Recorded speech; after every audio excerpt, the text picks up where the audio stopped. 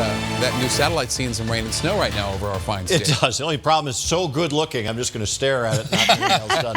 Hey, let me show you what's happening up at Loveland today. Snow is coming down big time. They've already had about 240 inches of snow up there for the season. Down here, a different story at lower elevations. It's all high clouds and scattered snow showers. I'll explain why this weather front's not going to be a big dumper for eastern Colorado. I'm sure it's happening right now. It's 36 at DI, 40 degrees downtown. The humidity is high at 76%. The pressure rising, 29.50. Winds right now are light from the east at 7 miles an hour. 54, 10 above the normal today. 23 was the low. The records are 69 and an old timer in 1877 at minus 15.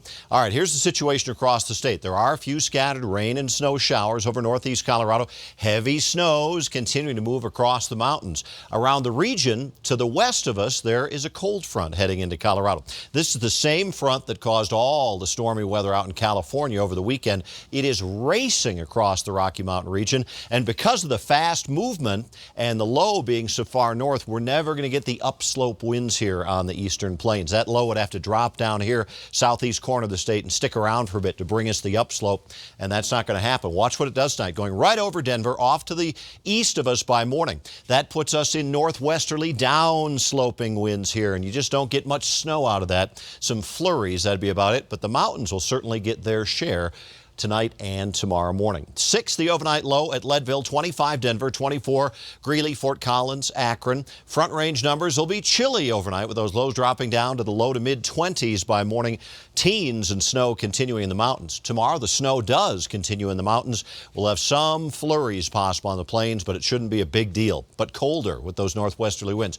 Mountain areas are going to look at another 6 to 12 inches of snow tonight and tomorrow along and north of I-70, 12 or more down over the southern mountains.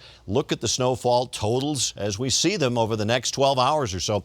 Windy and flurries on the plains. Most of the moisture stays in the high country. But a colder day tomorrow, just in the 30s for highs here. Teens and 20s in the mountains. If you're heading up there for a great powder day, bundle up because it's going to be cold with those temperatures and the winds. For tonight in Denver, rain and snow showers, then flurries. 25 for low. The wind and snow continues in the mountains. Winds become gusty from the northwest tomorrow with a few flurries possible, a high of only 32. Looking ahead, kind of a cold week coming up in the wake of this front. Staying chilly Wednesday and Thursday. By Friday, not quite as cold. It'll be dry on the plains, a few mountain snow showers. And then milder weather comes in into the weekend as the storm cycle comes to a close for a little while. And we'll have temperatures up around 50 by Sunday.